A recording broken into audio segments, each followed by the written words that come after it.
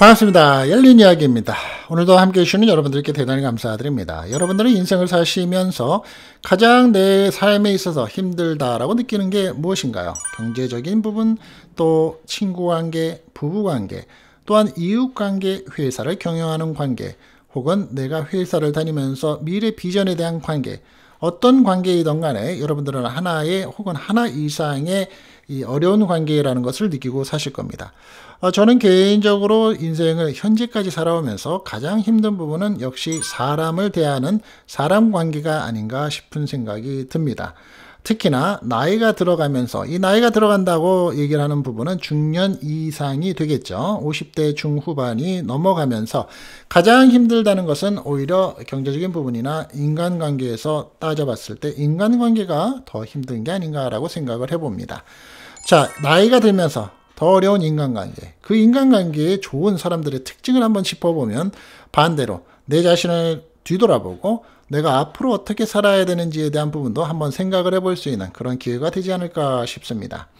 젊을 때는 나이가 들지 않을 줄 알고 살았습니다. 지금 좀 돌아서 생각을 해보면 10대, 20대나 내 자신이 50대, 60대가 되는 것, 그런 생각은 해보지도 못했습니다. 그것은 할아버지 혹은 내 아버지, 또 큰아버지, 작은아버지, 이런 사람들은 나하고의 갭이 큰지만 알고 살았죠. 지금 중년을 넘어서 시니어로 향해 가는 길목에서 문득 한 가지 모든 세대의 공통점이 있다는 것을 깨닫고 살고 있습니다. 전 세대가 살아가면서 중요한 일이라고 5손가락 안에 꼽는 공통점, 그것은 바로 인간관계입니다.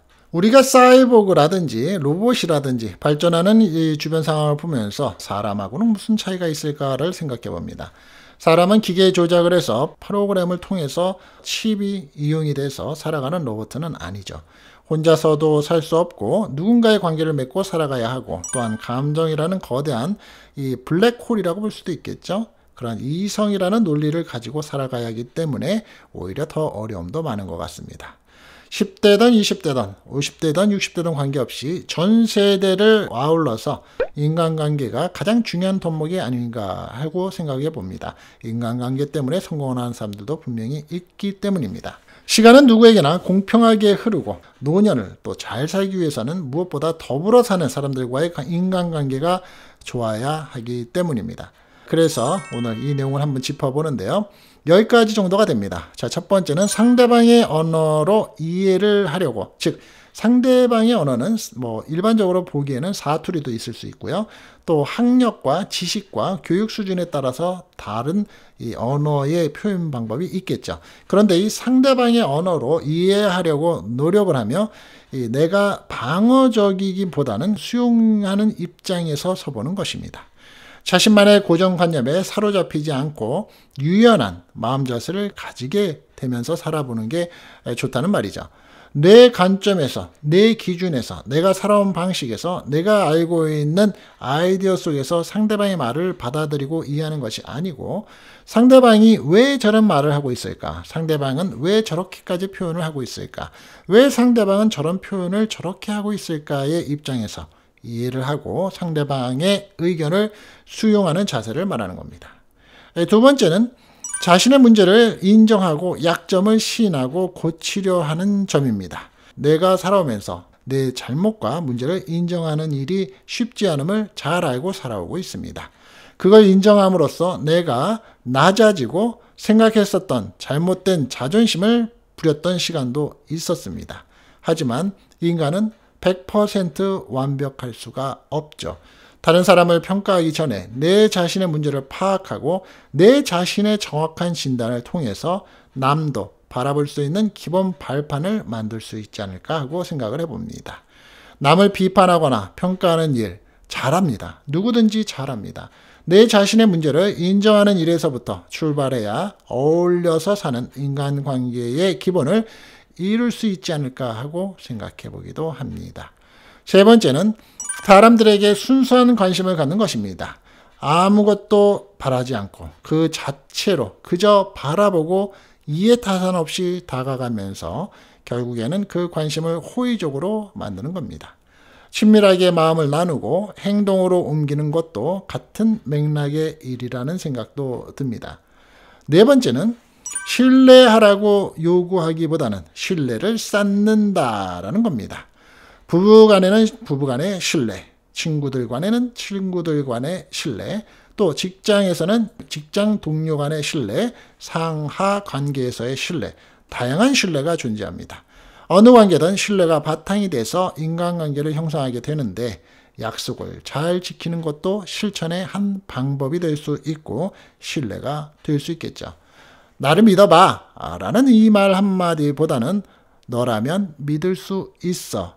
이 말의 차이점 여러분들 다 아실 겁니다. 쌓여진 신뢰감을 바탕으로 더 좋은 주변인들과의 관계도 형성돼야 오래 갈 수 있기 때문입니다. 다섯 번째는 정체하기보다는 성장을 하는 부분입니다. 우리 사회는 끊임없이 변화하고 있죠. 우리가 수십 년 전만 해도 인터넷이라는 것은 있을 수 없는, 있지 않은 부분이었고요. 스마트폰, 개인 휴대전화기도 없었던 세상이었습니다. 그런데 몇십 년 안에 생활과 패턴이 정말 많이 바뀌어 있습니다. 우리 사회는 끊임없이 변화하고 있고 인간도 나이가 들어가면서 거기에 걸맞게 변화하고 성장하고 있습니다. 단편적인 얘기로 아까 말씀드린 것처럼 자동차가 없이 또 스마트폰이 없이 인터넷이 없이 살기가 상당히 불편함을 느끼고 있으니 말입니다. 우물 안의 개구리처럼 그 테두리 안에 갇혀서 안주하지 않고 새로운 시도에 열정을 가지고 공부하면서 실천하고 앞으로 나아가는 자세를 가진 사람이 이렇게 다변화하고 빠르게 변화하는 사회에서 좋은 관계를 유지할 수 있을 겁니다. 여섯 번째는 나보다는 우리를 추구하는 겁니다. our이죠. 자, 우리 한국 사람들이 잘하는 것 중에 하나죠. 내 집이 아니라 우리 집이고요. 우리 부모죠. 내 부모라고 표현을 하지 않습니다. 세상은 혼자서는 살 수 없고 내 본의가 아닌 같이 살아가는 우리의 본의를 추구하는 것입니다. 어차피 사회는 연결고리가 이어져 있고 그 연결고리의 흐름 속에 나도 존재하고 더 나아가서 우리도 존재하는 것이기 때문에 우리를 추구하는 일은 결국 나도 같이 살아나가는 것임을, 그러한 길임을 명심한다는 게 가능하겠죠. 일곱 번째는 다른 사람의 험담을 하지 않고 솔직하며 비밀을 지키는 것입니다. 주변의 사람들의 이 상황을 보면 사람들 둘 셋만 모여도 흔히 다른 사람 얘기를 하고 있는 상황을 많이 보게 됩니다. 내 얘기보다는 다른 사람 얘기를 더 많이 하고 있는 것을 문득 보게 됩니다. 또 이 얘기는 절대 하지 마, 너만 알고 있어 하는데 순간 그 시간이 몇 분 지나지 않아서 다른 사람이 이미 알고 있습니다. 그 얘기가 좋은 말보다는 험담을 하게 되는 일이 많은 것도 사실이죠. 또 나의 비밀을 털어놓고 말이 새어나갈까 전전긍긍했었던 그러한 젊은 시절의 기억도 있습니다. 비밀을 지켜주고 남의 험담도 하지 않는 무거운 입을 가진 사람, 그러한 사람이 주변에서는 매력적인 사람으로 우리가 관계를 갖고 있습니다. 여덟 번째는 부정적인 영향보다는 항상 긍정적인 영향을 미치는 그런 부분입니다. 만나면 밝은 에너지를 받을 수 있고 매사에 긍정적인 사람과 얘기하다 보면 내 자신이 가지고 있던 우울감에서도 벗어날 수 있고 자신감도 생기고 기분이 좋아지게 만들기 때문입니다. 만나는 사람, 노는 물이 중요하다고 말하는 것도 바로 인간관계 속에서 이러한 영향을 서로 미칠 수 있기 때문에 나온 말이 아닌가 싶습니다. 아홉 번째는 수직적인 아래에서부터 내려오는 관계보다는 대등한 관계를 선호한다는 것입니다. 지시 명령이 아니고 존중에서 우러나오는 대등한 관계를 중시하며 나를 낮추고 상대방을 대한다면 겸손에서 우러난 대등한 관계를 유지할 수 있을 겁니다. 주변에서 보시면 가진 돈 많고 또 배운 거 많은 분인데도 불구하고 항상 겸손하고 솔직하며 웃음을 띄우고 있는 분들을 보게 됩니다. 그러한 사람들한테는 나하고 관계를 같이 오랫동안 갖고 싶고 그런 사람들을 만나거나 보고 나면 왠지 기분도 좋습니다. 열 번째는 책임을 다른 사람들한테 전가하기보다는 책임을 내가 지는 겁니다. 나이가 들어서 잘못되면 그 사람의 탓이고 잘 되면 모든 게 내가 똑똑해서라는 말을 하는 사람들 굉장히 많습니다. 인간관계에서 흔히 일어나는 책임을 전가시키는 그러한 일을 하지 않고 내 자신이 책임을 지는 당당함과 책임감을 가지고 살아간다면 주위에 사람이 없을 수가 없겠죠. 자, 여기까지입니다. 제가 살아온 인생에서 인간관계 한마디를 덧붙이자면 우리가 상대방을 위한 배려가 상대방을 위해서라는 게 아니라는 거, 착각일 수 있다는 겁니다. 과연 상대방을 위한다는 건 내 기준에서 맞추는 건 아닌지 한번은 생각해 봐야 될 것 같은데요. 문득 어느 책에서 내가 다른 사람의 물질적 도움을 받기 전에는 내가 그렇게 가난한 사람일 줄을 몰랐다라는 구절이 떠오릅니다. 어차피 가난하지 않다고 생각하며 살아온 사람에게 나의 배려가 감동이 되기도 하지만 자존심을 상하게 하는 상처가 될 수도 있다는 얘기입니다. 제가 덧붙인 말의 이해가 될 수도 있지 않은가 한번 여러분들도 생각하시는 그러한 시간이 되시고요.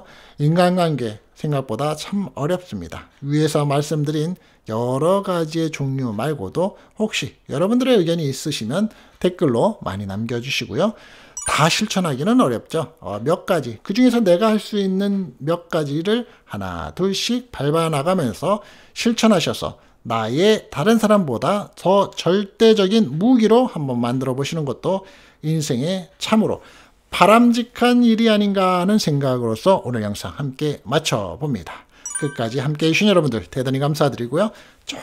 아주 조금이라도 도움되셨기를 진심으로 바랍니다. 열린 이야기였습니다. 감사합니다.